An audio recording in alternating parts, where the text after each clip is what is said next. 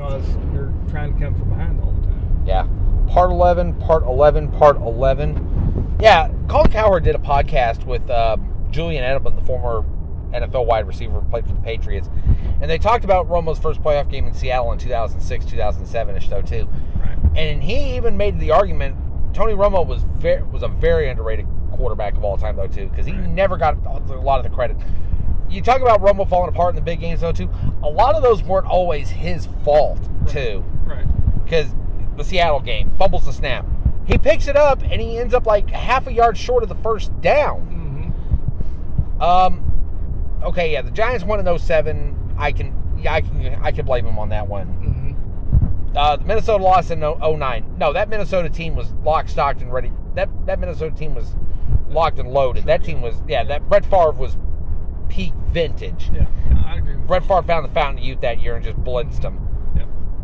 And then all the injuries started. Right. So they get the injury bug hits him for a couple years. He gets healthy, and then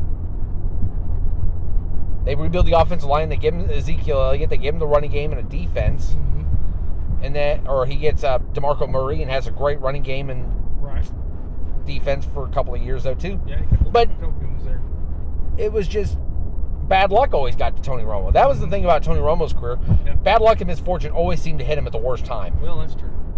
And a lot of quarterbacks don't deserve the blame for the bad luck and the misfortune of their career. Right.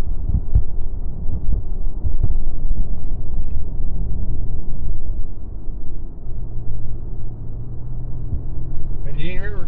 Mm-hmm. Small Gene. Pettit Gene. Yeah, a lot of quarterbacks sometimes get the blames for bad losses in their career, and it's really unfair for the most part if you think about it. Mm-hmm. It's team sport. I mean, there's, back in the Lonnie Barron era of Mina, and there's a couple of good teams down in Texas that the team never releases any stats because it's a team game. You know, if your